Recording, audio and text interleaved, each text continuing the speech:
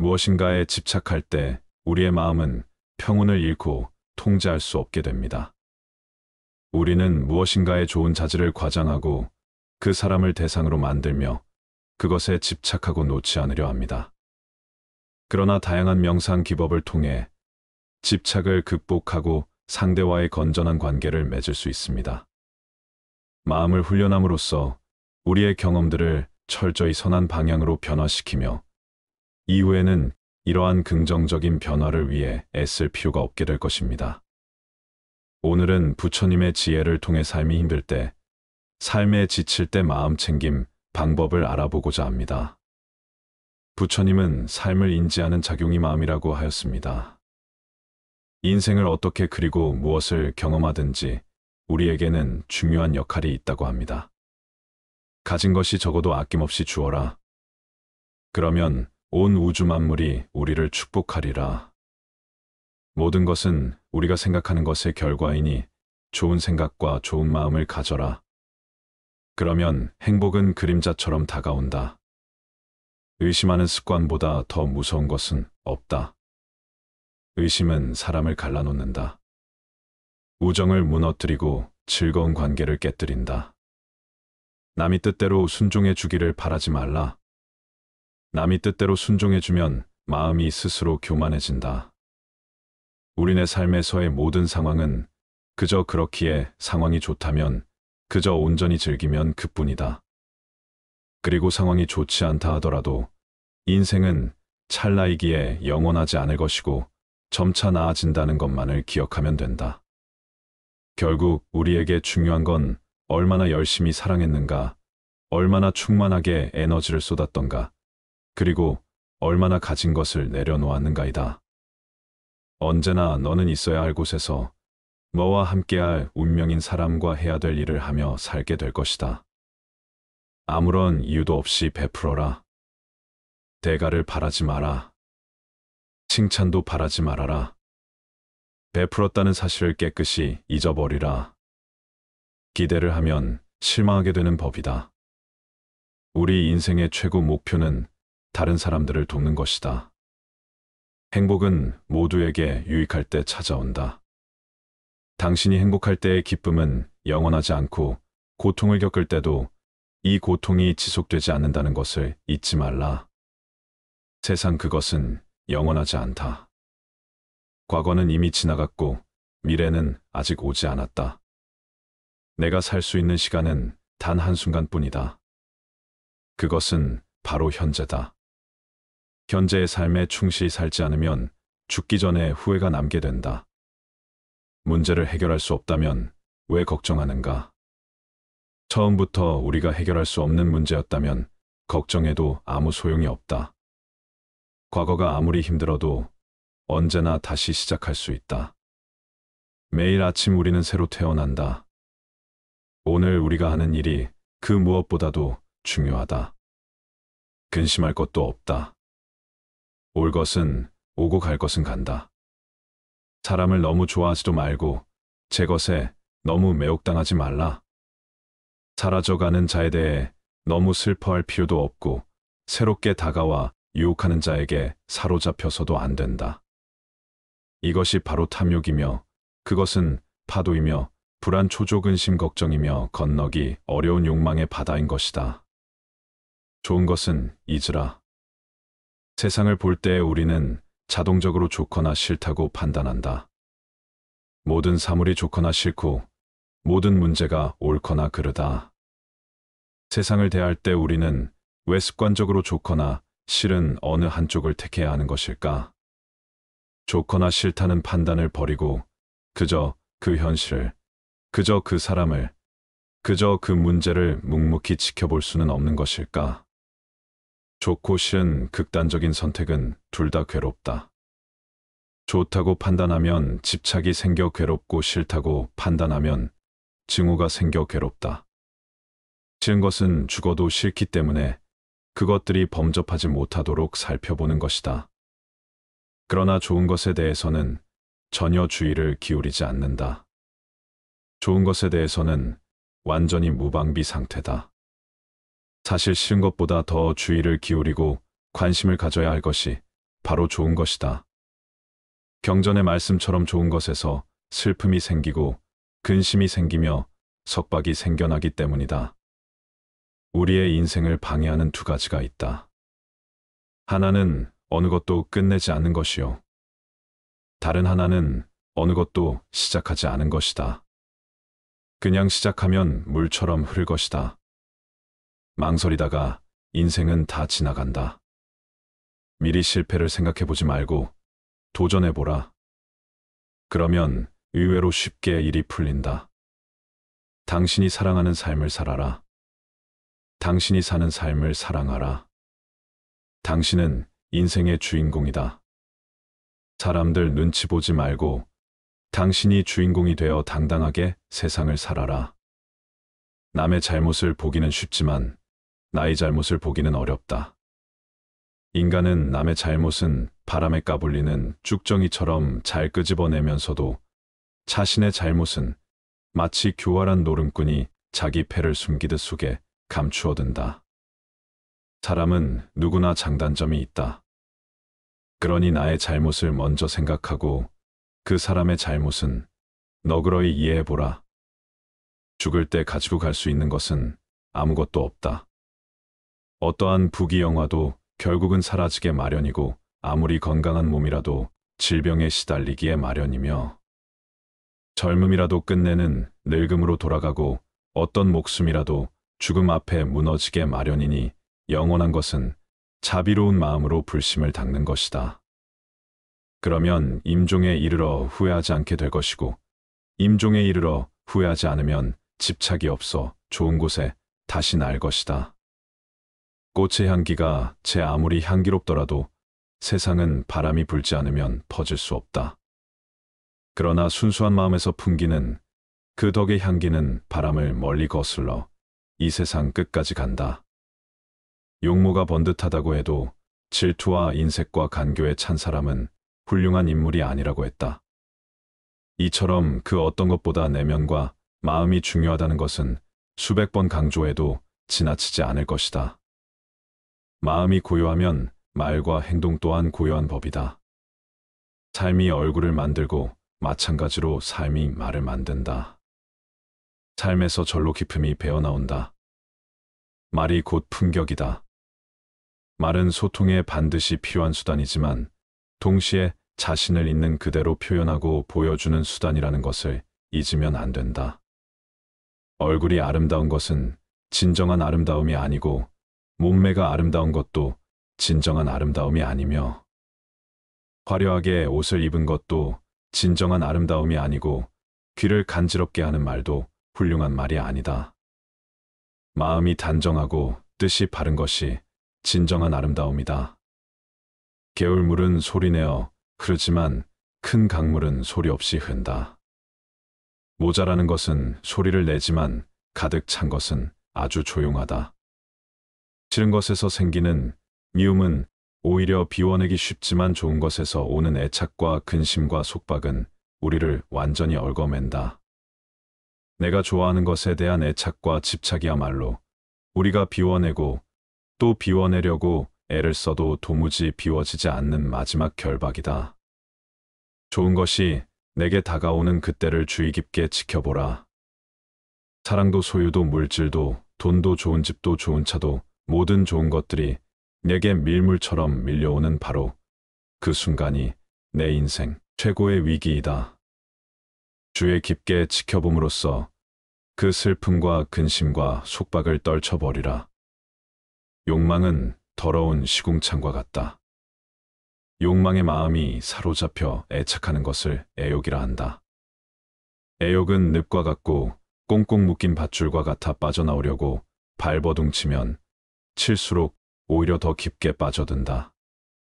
그것은 험한 가시덤불 같고 성난 독사와 같으며 더러운 시궁창과 같아 자신도 해치고 남도 해친다. 마음이 대상에 한번 사로잡히면 이처럼 헤어나기 어렵고 자신의 정신을 빼앗아간다. 모든 좋아하고 애착하는 대상은 실체가 없으며 괴로움을 가져온다는 것이 석가모니의 가르침이다. 자랑하는 사람도 애착하는 소유욕을 따르는 종교이며 사상일지라도 거기에 마음이 붙들려 사로잡히는 순간 괴로움은 시작된다. 애욕은 충족과 갈구로서는 다 채워지지 않고 비움과 관찰만이 그 완전한 소멸을 돕는다. 쓸데없는 말은 자신과 남의 마음을 현혹시킴으로 번뇌가 많아지게 한다. 자신에 부합한 말을 하도록 하라. 온유하면서도 사리가 맞고 유익한 말을 하라는 것이다. 말을 안 하고 있으면 참 답답하겠지만 목구멍까지 올라온 말을 하고 싶어도 꾹 참으면 그게 안에서 새로운 열매를 맺게 된다. 그런데 우리는 그냥 생각이 떠오르자마자 수많은 말을, 무책임한 말을 뱉어버린다. 그렇게 뱉은 후 한순간 마음이 가벼워졌을지 모르지만 그 말을 통해서 상처 입은 사람이 얼마나 많은가. 일부러 그런 의도를 가진 것은 아니지만 상대방을 상처 입히는 말들이 너무 많다. 부처님의 경전에서 말씀을 기록하시길 사람이 태어날 때에는 그 입안의 도끼도 함께 가지고 나와 어리석은 사람은 악한 말을 하여 그 도끼로 자신을 찍는다. 비난받을 사람을 칭찬하고 또 칭찬해야 할 사람을 비난하는 사람 그는 입으로 죄를 더한다. 그 죄 때문에 즐거움을 누리지 못한다. 그대여, 이 세상에서 말을 너무 하지 말라. 그러면서 자기를 괴롭히지 않고 남을 해하지 않는 말만을 하라고 가르치신다. 먼저 생각하라, 그런 뒤에 말을 하라. 이제 상대에게 그만이라는 말을 듣기 전에 그쳐라. 사람이 짐승보다 나은 것은 말하는 능력을 가졌기 때문이다. 그러나 만일 이것을 부당하게 행사하는 일을 서슴지 않는다면 그는 짐승만도 못하다. 자신의 말을 자신이 건너는 다리라고 생각하라.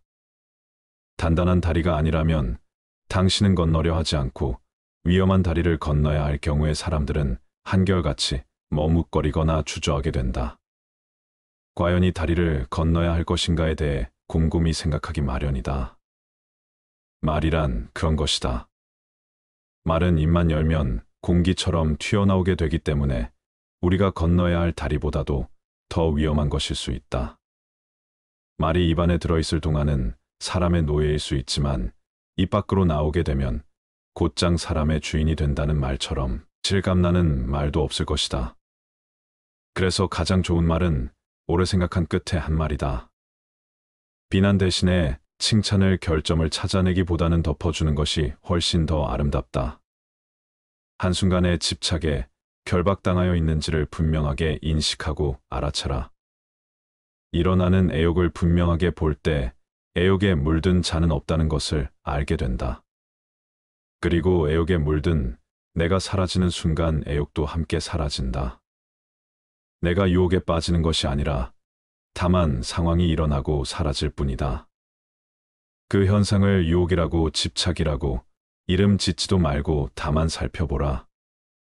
사로잡히는 순간 애욕, 늪과 같고 칼날과 같고 더러운 시궁창과 갇힌 나를 사로잡아 올가매고 만다. 사로잡히는 자가 되지 말고 다만 지켜보는 자가 되라. 자신의 소유가 아닌 것은 집착하지 말고 다 버려라. 내 것이 아닌 것을 모두 버릴 때 세상을 소유할 수 있다. 만약 어떤 이가 뒷동산에 있는 나무집을 가지러 간다고 했을 때 왜 나무집을 가졌느냐고 그와 싸우겠는가? 수행하는 사람들도 그와 같아서 자기 소유가 아닌 물건에 대하여 애착을 버려야 할 것이니 버릴 것을 버릴 수 있어야 마음이 평온하다. 본래부터 내 것이 어디에 있는가? 나라는 존재 또한 잠시 인연 따라 왔다가 인연 따라가는 무상한 존재인데 하물며 내 것이라고 붙잡아두고 집착할 것이 무엇이겠는가? 뒷동산의 나무집이 어찌 내 것일 수가? 있으며 땅에 금을 그어놓고 돈을 지불한다고 어찌 내 땅일 수가 있겠는가? 그것은 인간의 오만한 생각일 뿐이다. 이 세상에 내가 영원히 가질 수 있는 것은 어디에도 없다. 그렇다고 일체의 모든 소유를 다 버리고 완전한 무소유가 되라는 말은 아니다. 인연 따라 자연스럽게 나에게로 온 것까지 억지로 다 버릴 필요는 없다. 그러나 자기 소유물들의 특성을 파악하라. 내 소유물들은 인연 따라 잠시 나를 스쳐갈 뿐이다. 우리는 그것을 잠시 보관하면서 인연 따라 쓸 뿐이다. 잠시 스쳐가는 것들을 스쳐가지 못하게 나라는 틀 속에만 머물게 된다. 세상 모든 것들은 끊임없이 변화하면서의 끝없는 우주를 여행하는 임무를 부여받았다. 그들의 목적은 끊임없는 여행을 하며 오늘 어디에 정착하는 데 있지 않다. 바로 그 사실을 깨달아야 한다. 사실은 내 것이 아니라 여행기를 위해서 잠시 들른 간이역일 뿐이다.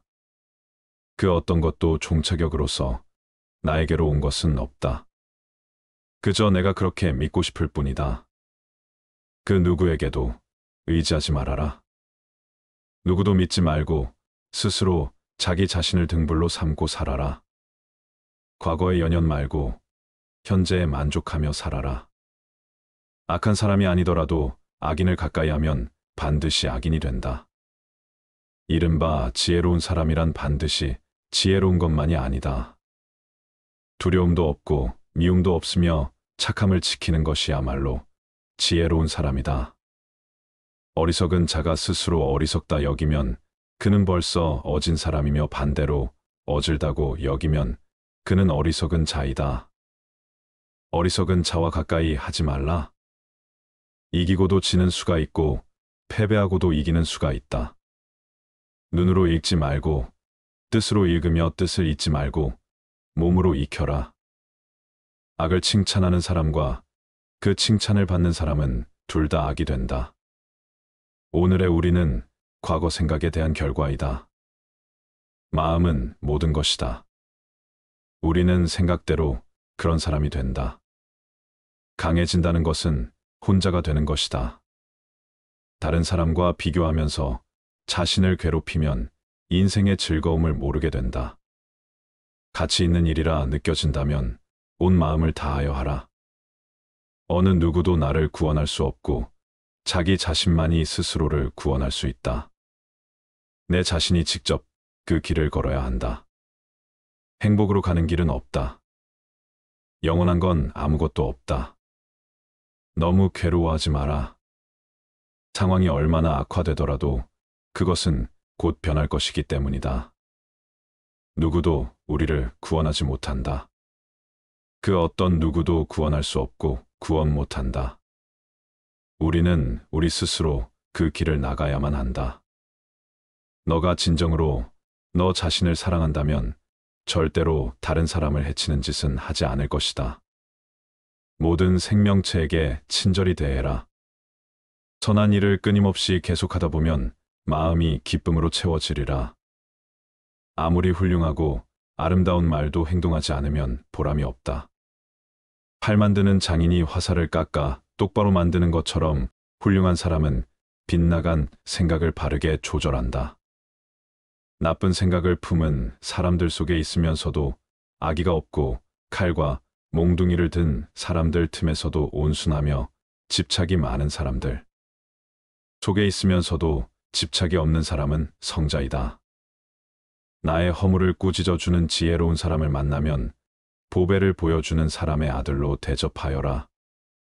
그릇되고 굽은 것에 사로잡힌 친구를 멀리하라.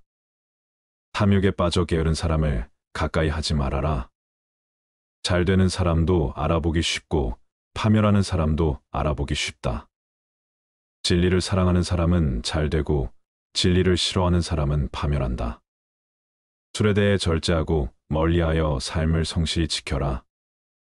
공손하고 겸손한 태도와 만족하고 감사하는 마음으로 기회 있을 때마다 가르침 들어라.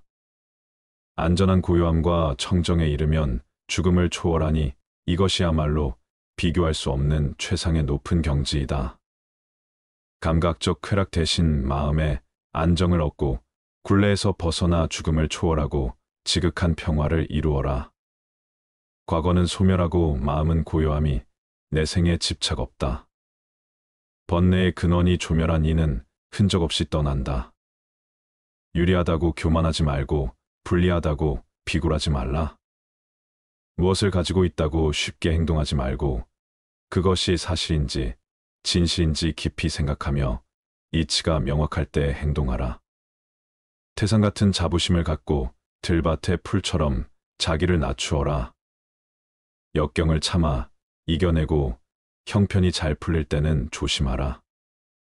재물을 오물처럼 볼 줄도 알고 솟아오르는 분노를 잘 다스려라. 이 세상 보는 것이 헛된 것이니 구태여 가지려 허덕이지 말며 번민하지 말라. 분수에 알맞은 삶을 살면서 일찍이 공덕을 부지런히 쌓으며 스스로 바른 소원을 가지며 폭넓게 배우고 좋은 재주를 익히며 단련하고 절제하며 의미 있는 말을 나누어라. 공손히 부모님을 모시고 배우자나 자식을 돌보고 안정되게 생업을 꾸려가라. 착한 말은 착한 마음에서 착한 마음은 자비로운 마음에서 생겨나 능히 하늘을 움직인다. 바르게 행동하고 베풀며 진지를 보살피고 도와주며 비난받지 않게 행동하라. 다른 사람 불과 비교하면서 자신을 괴롭히면 인생의 즐거움을 모르게 된다.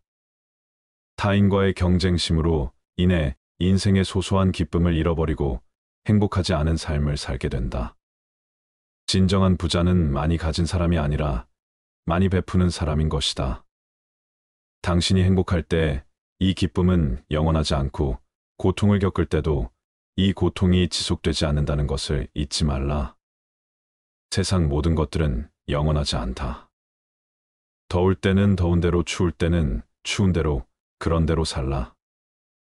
어리석은 사람은 염려도 많아 한 치 앞도 모르면서 걱정만 한다. 그 몸이 있다 하지만 그 몸은 오래지 않아 모두 흙으로 돌아가나니 몸 형상은 허물어지고 정신도 사라지거든 잠깐 머무는 것을 무엇을 탐하겠는가. 모든 것은 생각에서 비롯된다. 죽는다는 생각을 버리면 괴로움도 끝나리라. 자기네가 지은 죄는 스스로 거두게 마련이며 금강석이 보석을 부수든 자기가 지은 죄는 자기가 부순다. 재물을 잃은 손실은 적지만 지혜를 잃은 손실은 크다. 정진하면 안 되는 일이 없다. 이것은 마치 작은 물이 바위를 뚫는 것과 같다. 스스로 뽐내며 남을 깔본다면 장님이 촛불을 들고 걷는 것 같다. 남은 비춰주지만 자신은 밝히지 못한다. 좋은 일은 서둘러 행하고 나쁜 일에는 마음이 흔들리지 말아야 한다. 호화로운 임금의 수레도 부서지듯 우리 몸도 늙으면 허물어진다. 오로지 덕행을 쌓아가는 일만이 이 괴로움에서 벗어나는 길이다. 타오르는 불 속에 마른 풀을 짊어지고 무사히 빠져나오기란 무척 어렵다. 이보다 어려운 일은 탐욕으로 뭉친 사람에게 가르침을 들려주는 일이다. 세상의 온갖 번뇌의 흐름을 먹게 하는 것은 신념과 지혜이다. 남이 뜻대로 순종해 주기를 바라지 말라. 남이 내 뜻대로 순종해 주면 마음이 스스로 교만해지나니 내 뜻에 맞지 않는 사람들로 무리를 이루라. 너가 만약 다른 사람을 위해 램프불을 켜준다면 그 램프는 너의 길을 비춰줄 것이다. 사람들에게 계획을 말하지 말고 결과를 보여주어라. 타인이 널 어떻게 느끼는지는 너가 관여할 수 없는 것이다. 그러니 바꾸려 하지 말고 멀어진 너의 인생을 살고 행복하여라. 너 자신을 극복할 수 있으면 현실에서도 승리할 수 있다. 게으름은 죽음으로 이끄는 지름길이며 성실함은 삶으로 이끄는 지름길이다. 욕심같이 더럽고 추하며 허망하고 위험한 것은 없다. 그러나 욕심같이 포장이 잘 돼 있는 것도 없다. 욕심은 날카로운 카리에 묻어있는 꿀과 같아 잠시 달콤할지 모르지만 결을 베는 결과를 낳고 겉만 화려한 속은 더럽다. 그러나 세상 사람들은 욕심이 풍기는 구린 냄새를 알지 못하고 화려하게 포장된 겉모습에만 빠져든다. 그것이 곧 내 혀를 베고 내 몸을 베며 내 존재의 뿌리를 잘라내리라는 사실을 외면하고 있다. 욕심이 지금 당장에 큰 기쁨을 가져다 줄지라도 그 끝은 추하며 고통스럽다. 당장의 기쁨을 위해 곧 따가울 삶을 포기하고 산다는 것은 얼마나 어리석은가. 욕심의 실체를 여실히 들여다보라.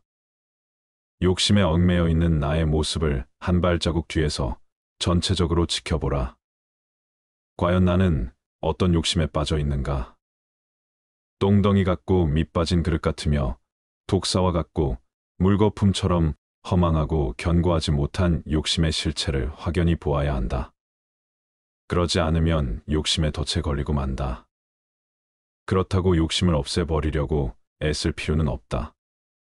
욕망과의 전쟁을 선포하는 것은 욕망을 다루는 지혜로운 방법이 아니다. 욕망은 싸워서 이겨야 할 대상이 아니라 온전히 이해해야 할 마음의 한 부분이다. 욕망을 전체적으로 이해했을 때 그 이면에 잠재되어 있는 결을 베는 칼날의 의미를 바로 볼 수 있다. 나에게는 어떤 욕심이 일어나고 머물다가 사라지고 있는가? 마음이 탐욕을 벗어나지 못하기 때문에 무거운 짐을 지게 된다. 우리가 짊어지고 있는 가장 무거운 짐이 탐욕의 짐이다. 탐욕의 짐은 짊어지는 만큼 병이 되고 벗어버리는 만큼 즐거움이 된다. 길을 걷는 나그네에게 짐이 많다면 그 길은 멀고도 험난하다. 인생의 길을 걷고 있는 우리들도 짐이 없어야 가벼운 여행을 즐길 수 있다. 지혜로운 사람은 삶의 길 위에서 항상 무거운 짐을 버리며 살지만 어리석은 사람은 늘 짐을 만들고 싸고 또 쌓기에 여념이 없다.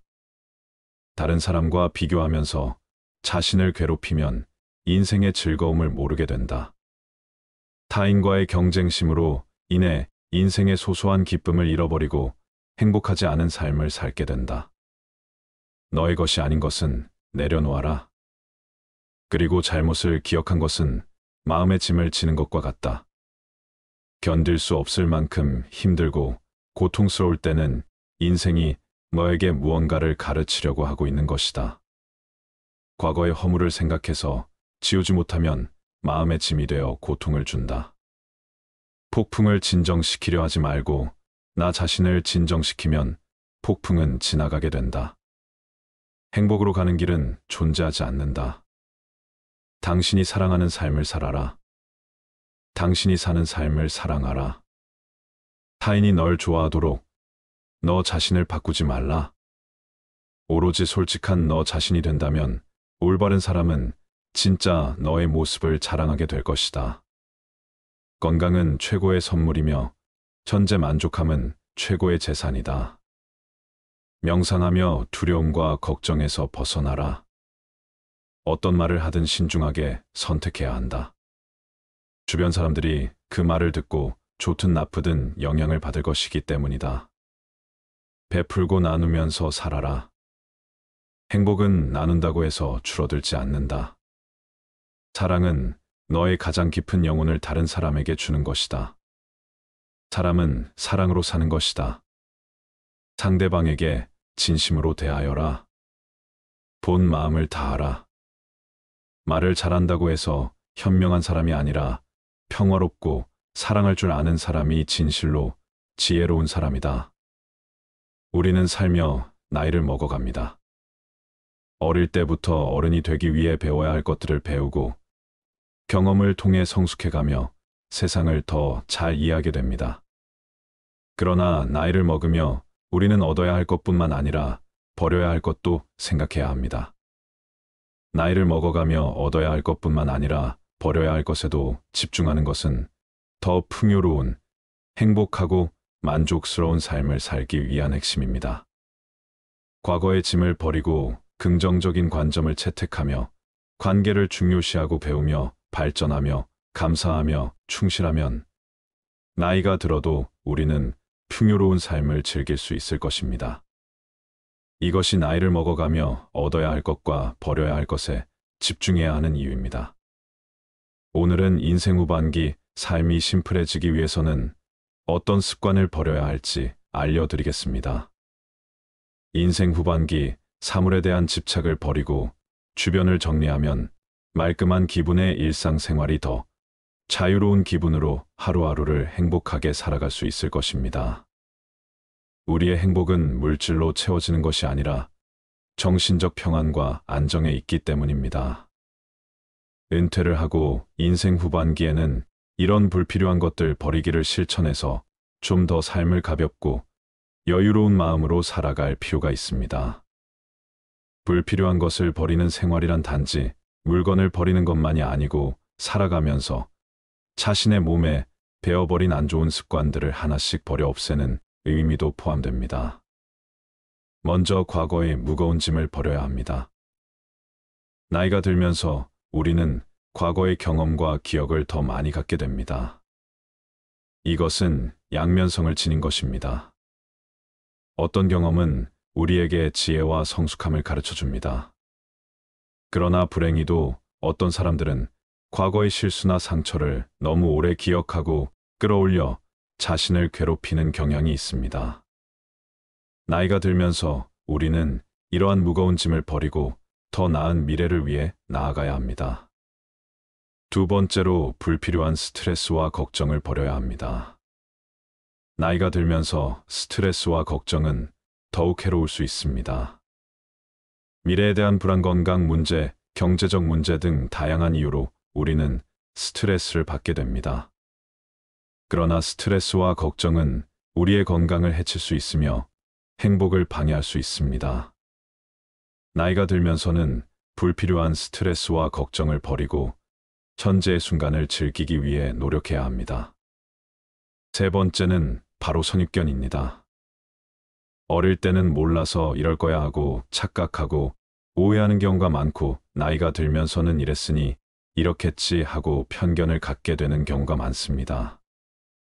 어릴 때는 내가 잘 모르고 어리석다는 것을 감추고 싶어서 그랬던 것 같고 나이가 들어서는 미지의 것에 대한 호기심을 잃어버려서 그랬던 것 같습니다.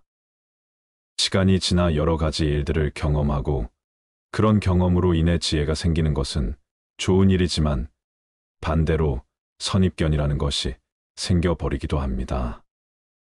그래서 아직 해보지 않은 일에 대해, 아직 읽어보지 않은 책에 대해, 보지 않은 영화에 대해, 아직 제대로 만나보지 않은 사람에 대해 제대로 알아보려 하지 않고 눈 돌리지 않았는지, 귀를 닫고 이야기를 듣지 않았던 것은 아니었는지, 마음을 열고 생각을 기울여 주었는지 본인에게 물어봐야 합니다.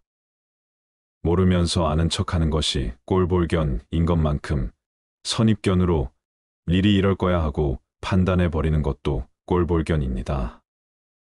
물론 해보고 읽어보고 만나보고 들어보고 그 다음에 판단을 내리는 것은 괜찮습니다. 인생을 살면서 쓸데없다고까지는 할 수 없어도 그다지 꼭 필요하지 않은 것들에 너무 많은 시간과 물질 에너지를 낭비하고 살고 있다는 생각이 들 때가 있습니다. 우선 큰 집과 자동차 집안을 꽉 채우고 있는 수많은 가구나 옷, 기타 각종 물건들과 그리고 온갖 사람들과의 관계 때문에 생기는 행사나 만남들, 이로 인한 형식적 체면 치레 때문에 많은 시간과 돈을 쓰게 됩니다.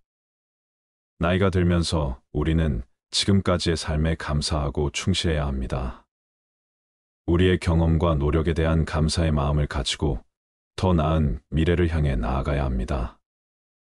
또한 가족과 친구들에 대한 감사의 마음을 표현하고 나누는 것도 중요합니다. 나이를 먹어가며 얻어야 할 것뿐만 아니라 버려야 할 것에도 집중하는 것은 더 풍요로운, 행복하고 만족스러운 삶을 살기 위한 핵심입니다. 긍정적인 관점을 채택하며 관계를 중요시하고 배우며 발전하며 감사하며 충실하면 나이가 들어도 우리는 풍요로운 삶을 즐길 수 있을 것입니다. 이것이 나이를 먹어가며 얻어야 할 것과 버려야 할 것에 집중해야 하는 이유입니다. 나이가 들면 들수록 물건의 사용 여부와 상관없이 버리지 못하고 모아두는 습관이 생깁니다. 여러 원인이 있지만 인지기능 저하가 주요 원인으로 꼽힙니다. 사람은 나이가 들면 서서히 인지 기능이 떨어지는데 실제 저장 강박증이 있는 자도 젊은 층보다는 노인에게서 많다고 합니다. 오래된 신문 잡지책, 옷을 버리지 못하는 것에서부터 심하면 실내가 쓰레기로 가득 찬 상태로 내버려 두기도 합니다. 인구 중 2에서 5% 나타날 정도로 흔한데 환자는 젊은 층보다 노인에게서 2배 정도 많다는 연구 결과가 있습니다. 하지만 이러한 물건들은 생활 속에서 무심코 사용하다가 건강에 악영향을 주는 것들이 있습니다. 알고 보면 건강에 무척 해로워 당장 버려야 하는 것들이 있습니다. 오늘은 안 아프고 건강하려면 65세 전까지 즉시 버려야 할 물건 5가지에 대해 알려드리겠습니다. 첫 번째, 오래된 약과 영양제. 집에 영양제가 쌓여 있는 분들 많으실 겁니다. 그런데 모든 영양제를 매일같이 잘 챙겨 드시나요? 어떤 영양제는 매일같이 꼼꼼히 챙겨 드시기도 하겠지만 어떤 영양제는 체질에 잘 맞지 않아 먹지 않고 한자리에 몇 년간 방치되기도 합니다. 아까워서 버리지 않고 가끔씩 드시는 분들도 있고요. 하지만 유통기한이 지나 변질된 영양제는 효능이 떨어질 뿐만 아니라 간에도 무리를 주기 때문에 반드시 버려야 합니다. 약도 영양제와 마찬가지입니다. 건강해지기 위해 먹는 것이므로 유통기한이 넘은 영양제와 약은 과감히 쓰레기통에 버려 건강을 지키시길 바랍니다. 두 번째, 플라스틱과 나무도마. 집에서 오래된 플라스틱 용기를 아무렇지 않게 사용하는 경우가 많습니다. 플라스틱 제품을 잘못 사용할 경우 건강에 치명적일 수 있습니다. 사용 중인 플라스틱 용기 중 PC 제품과 긁힌 상처가 많은 용기들을 모두 버리시기 바랍니다. 이러한 용기들은 가열할 때 유독 가스를 방출하는 물질인 비스페놀 A로 제조되었을 가능성이 매우 높습니다. 또 음식을 가열할 때 플라스틱 용기보다는 유리 용기를 사용하여 가열하는 것이 가장 좋습니다. 그리고 매일 우리는 집에서 도마를 사용해 음식을 만들어 먹습니다. 칼질 많이 한 플라스틱과 나무로 된 도마에 당연히 시간이 지날수록 흠집이 많아집니다. 수많은 틈 사이에는 박테리아나 곰팡이가 서식하기에 좋아 사용 후에는 반드시 도마를 깨끗이 닦아 통풍이 잘 되는 곳에 잘 말려줘야 합니다. 음식은 우리의 입을 통해 몸 안으로 들어가므로 위생적인 조리도구를 이용하는 것이 무엇보다 중요합니다. 세균과 곰팡이는 면역력을 떨어뜨리고 염증을 일으키기에 반드시 도마를 깨끗하게 유지하고 자주 바꿔 주도록 하세요. 요즘은 스테인리스 도마도 있다고 하니 균이 번식하기 어려운 도마를 사용해 보는 것도 좋을 것 같습니다. 세 번째, 낡고 다른 운동화. 운동화를 한번 사면 몇 년을 계속 신게 되는데 오래된 운동화는 굽이 달라 충격 흡수율이 매우 낮습니다. 또한 신발은 걸음걸이에 따라 뒷부분이 많이 마모되게 합니다. 그런데 마모가 된 신발을 계속 신는다면 어떻게 될까요? 특히 운동할 때 신는 운동화의 뒷부분은 체중이 실리면서 몸에 충격이 흡수되는 곳이므로 마모가 되면 새로운 신발을 신어줘야 합니다. 운도의 밑창이 다르면 뛰고 걸을 때마다 완충되는 곳이 없어 발바닥과 무릎과 허리가 그 충격을 그대로 흡수해 관절과 척추에 손상을 주게 되어 무릎 통증과 허리, 디스크 등의 발병률을 높이게 됩니다. 아무리 마음에 드는 운동화라도 밑창에 마모된 곳이 있으면 꼭 교체하여 무릎과 허리가 다치지 않도록 예방하시기 바랍니다. 네 번째, 오래 써서 다른 칫솔. 매일 최소 하루 3번 치아를 닦아주는 칫솔은 세균이 번식하기 참 쉬운 물건입니다. 더군다나 입안 닦기 때문에 각질층이 없는 점막에 바로 세균이 침투하기 쉬워 각별히 깨끗하게 관리해야 합니다. 입안에 상처가 있다면 바로 혈관을 통해 세균이 우리 온몸을 헤집고 돌아다니게 되므로 반드시 칫솔 관리 위생을 지켜주셔야 합니다. 칫솔에 세균이 번식하는 것을 막으려면 일주일에 한 번 물을 묻혀 전자레인지 1분간 돌려주면 된다고 합니다. 생각보다 간단하죠. 평소에는 통풍이 잘 되는 곳에 놔둬 물이 빨리 마르게 해주시고 칫솔모가 벌어진 칫솔을 이용해 치아를 닦아주면 치해 제거가 되지 않으므로 최소 2~3개월마다 교체해 주어야 합니다. 다섯 번째, 오래된 화장품. 유통기한이 지났어도 아깝다며 화장품을 계속 바른 적이 있으신가요? 기초 화장품은 얼굴 전체에 매일 발라야 해서 그럴 일이 드물겠지만 색조 화장품은 기초 화장품에 비해 적은 부위에 바르고 기초 화장품만큼 빨리 닳지도 않아 몇 년 동안 사용하는 분들이 많은 것 같습니다. 하지만 색조 화장품도 기초 화장품과 마찬가지로 피부에 바로 닿는 물질이므로 반드시 유통기한을 지켜서 사용해야 합니다. 화장품은 사용하지 않는 동안 이 생물의 번식과 함께 오염될 수 있습니다. 특히 오래된 화장품은 세균, 곰팡이, 곤충 등의 미생물이 번식할 수 있는 환경입니다. 또한 일부 화장품에는 환경 호르몬이 포함되어 있을 수 있으며 장기적으로 건강에 해를 끼칠 수 있습니다. 특히 립스틱과 마스카라는 입과 눈의 점막에 바로 흡수될 수 있어 세균이 침투하기 쉬워 반드시 유통기한을 지켜야 한다고 합니다.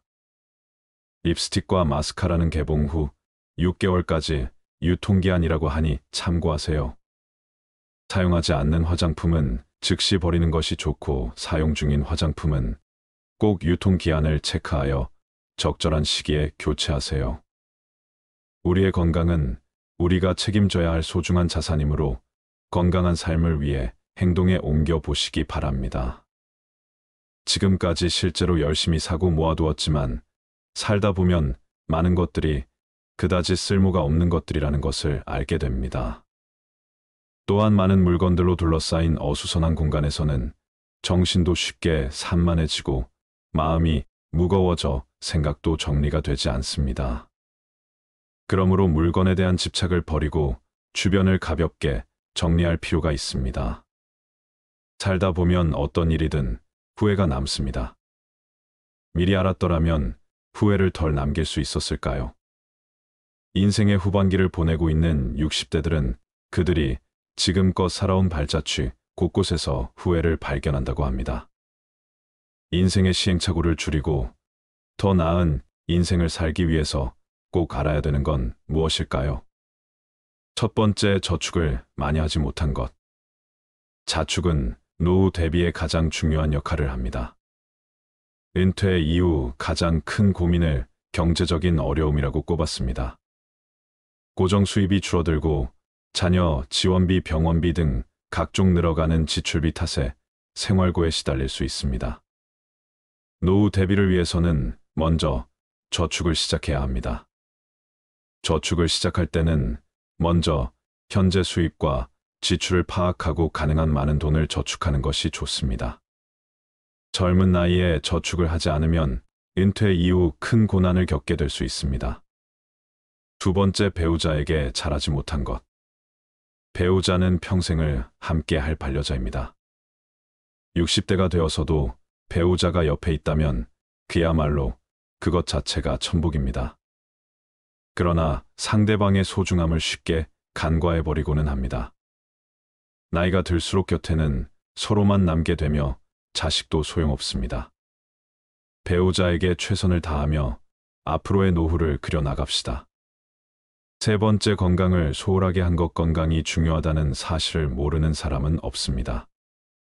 하지만 젊어서는 그것을 잘 모르고 자기의 몸을 혹사시킵니다.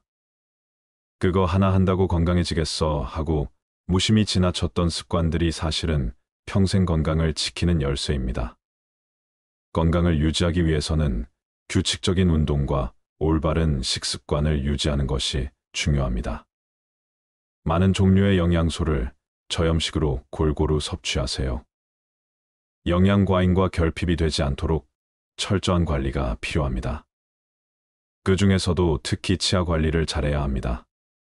치아는 하루아침에 좋아지지 않기 때문입니다. 또한 건강검진도 정기적으로 받아 건강한 삶을 유지하는 것이 좋습니다. 건강한 삶은 노후에 대비하는 가장 좋은 방법입니다. 오래 사는 것이 기본인 시대에 우리는 유병장수보다는 무병장수로 가야 합니다. 네 번째, 자식과 대화를 많이 하지 못한 것. 자식들과 평소에 대화를 많이 하지 않았다면 노년의 소중한 친구 하나를 잃는 셈입니다. 늙고 병들면 자식들에게 의지하게 됩니다.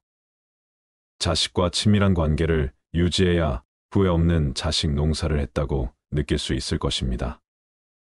뿐만 아니라 자식과 건강한 유대감을 형성하는 것은 노년의 정신적 안정감에도 도움을 줍니다. 자녀들과 진정으로 소통하지 못했다면 노년이 불행할 것입니다. 5번째, 노년을 함께 할 친구를 못 만든 것. 배우자 다음으로 친구가 가장 큰 자산입니다. 취미 생활을 공유할 수 있는 친구, 자신의 속 얘기를 가감없이 털어놓을 수 있는 친구가 있다면 늙어서도 외롭지 않은 인생을 보낼 수 있을 것입니다. 자식들은 바쁘다고 얼굴 보기가 어려울 것입니다. 만일 평생을 함께 할 친구가 없다면 노년은 무척 외롭고 쓸쓸할 것입니다. 6번째, 평생 할 수 있는 취미. 만들지 못한 것 취미라고 해서 골프 등과 같이 돈이 많이 들어가는 것일 필요는 없습니다. 등산과 가벼운 산책, 독서, 음악 감상 등과 같이 큰 돈이 필요 없는 것들도 많습니다. 취미를 갖게 된다면 평생 지루하지 않은 활력 있는 삶을 보낼 수 있을 것입니다. 또한 취미를 부부와 함께 하는 것이 가장 좋습니다.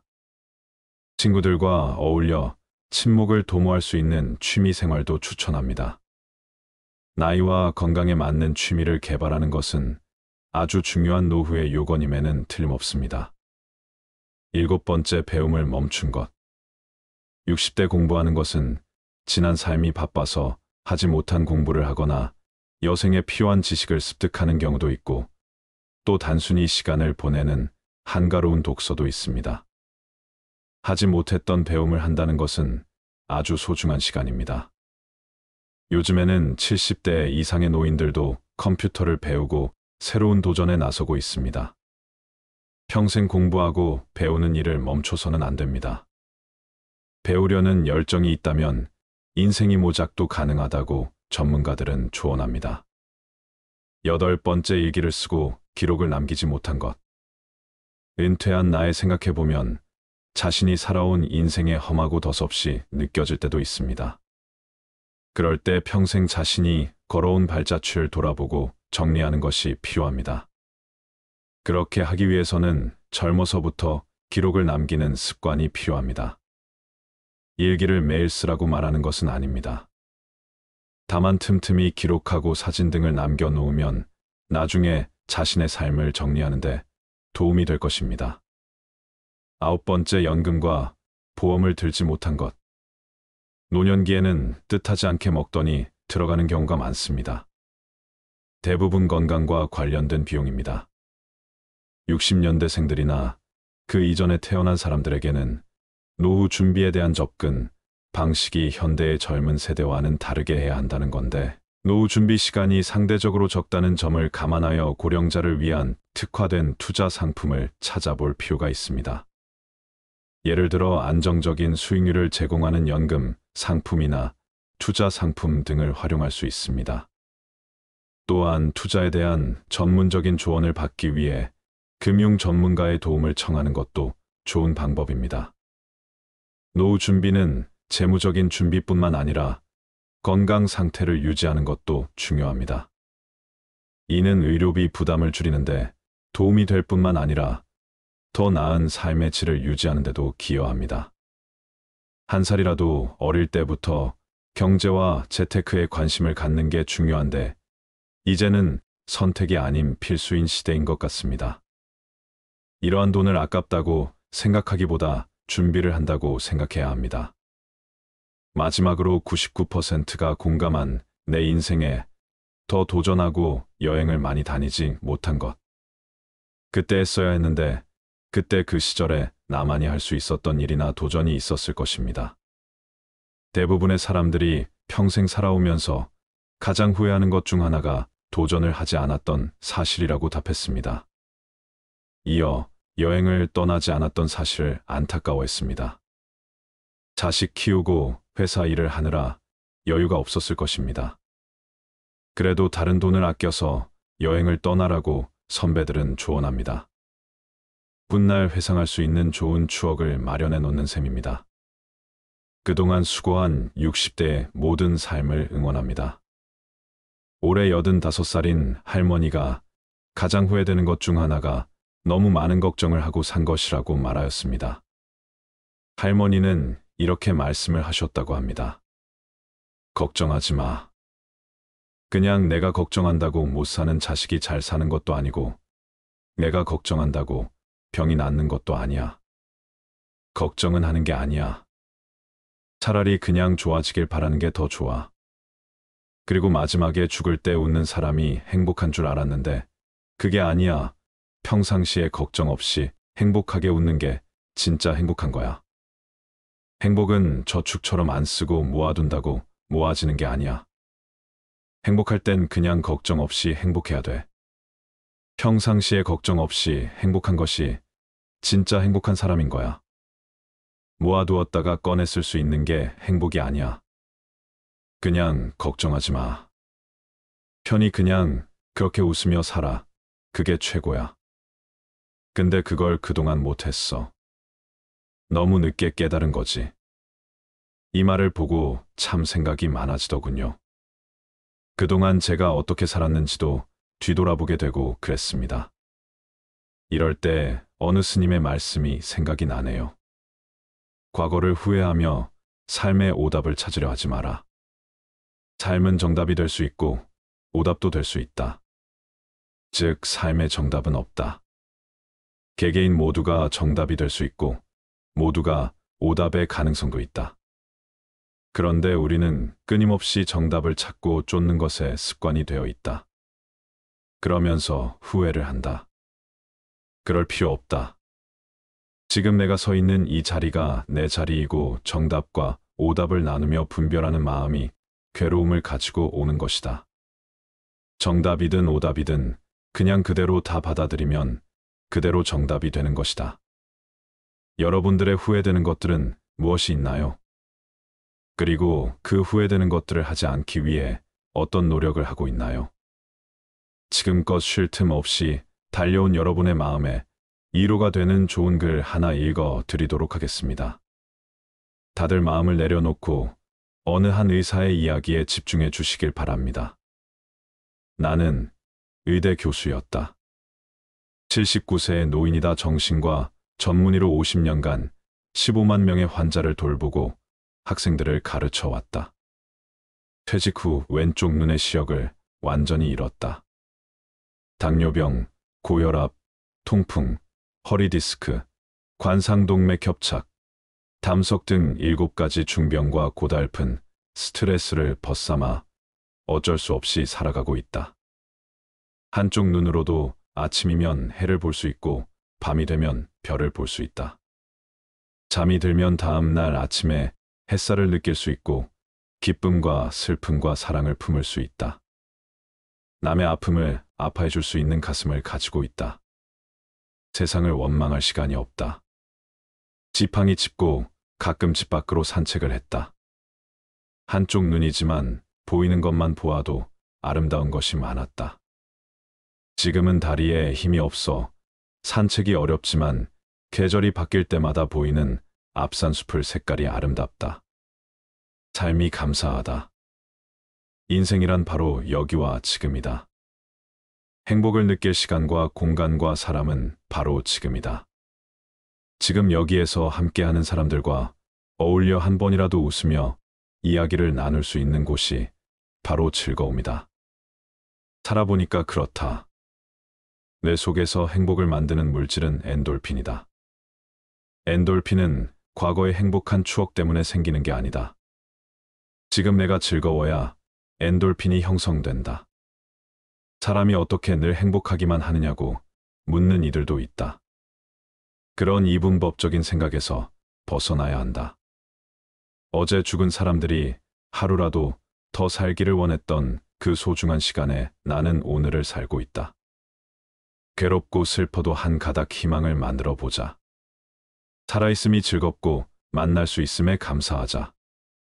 지나간 세월은 어렵게 살았더라도 다 행복했던 거라고 나이 든 사람들은 이야기한다. 왜냐하면 사람은 누구나 짜릿하게 행복한 시간이 있었다. 사람은 그 추억으로 사는 것 같다. 괴로움을 겪어봐야 행복할 줄 안다. 인생살이 살면서 오늘 지금 여기가 제일 중요하다라는 말이 맞는 말 같다. 아내 없이 살아보니까 있을 땐 몰랐는데 젓가락 한쪽이 없어진 느낌이다. 있을 때 잘해라는 말을 많이 들었는데 그럼 어떻게 살아야 할까?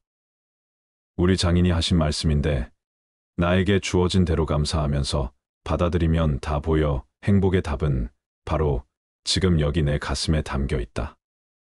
고개 들어 저 멀리 하늘을 한번 보자. 정말 눈물 없이 들을 수 없는 가슴 아픈 이야기입니다. 반려자를 잃고 젓가락 한 짝을 잃은 듯한 기분을 여러분들은 공감하시나요? 배우자의 소중함을 느낄 수 있는 어느 한 부부의 감동 실화를 말씀드리겠습니다. 미안하지만 난 당신을 사랑하지 않아. 왜 결혼했는지 모르겠어. 나는 말했다. 아내가 두 손으로 얼굴을 가리고 말없이 울었다. 난 미안했지만 등을 돌리고 집을 나왔다. 아내와 더 이상 살아갈 자신이 없었기 때문이다. 아내에게 이혼 서류를 꺼냈다. 집과 자동차, 부동산과 현금, 그 중에서 당신이 30%를 가질 수 있어. 아내는 말없이 눈물만 흘렸다. 이튿날 집에 돌아와 보니 탁자에 아내가 써놓은 편지가 있었다. 눈물이 얼룩져 있어서 혹시 내 마음이 흔들릴까 봐 읽지 않으려 하다가 나도 모르게 읽어내려갔다. 난 아무것도 원하지 않아. 다만 한 달쯤 시간을 갖고 싶어. 한 달만이라도 아무 일 없는 것처럼 대해줘. 아이 시험 기간이니까. 신경 쓰지 않게. 그리고 이혼 조건으로 한 가지 부탁만 할게. 당신이 결혼 첫날 아침 출근할 때 나를 안아서 거실에서 현관까지 갔던 것처럼 한 달간만 그렇게 해줘. 이 여자가 미쳤나 이런 생각이 들었지만 한 달이면 끝날 일이니까라고 생각하며 그렇게 해주기로 했다. 첫날 거실에서 아내를 들어올려 안았을 때 몹시 어색했다. 몇 년간 우린 신체 접촉이 없었으니까. 집보를 걸어 현관까지 갔을 때 뒤에서 아이가 박수를 쳤다. 멋있다면서 나는 아이에게 웃음을 지어 보이며 아내를 내려놓고 출근했다. 둘째 날은 첫날보다 나아졌다. 아내는 내 가슴에 적극적으로 기댔고 블라우스에서는 향기가 났다. 피부의 잔주름을 보면서 그동안 모르는 사이 이렇게 됐구나 하는 생각이 들었다. 나와 결혼해 이렇게 되었구나 생각하니 조금 미안했다. 셋째 날, 넷째 날 아내를 들어 올렸을 때 오래전에 친밀함이 돌아오는 듯한 느낌이 들었다.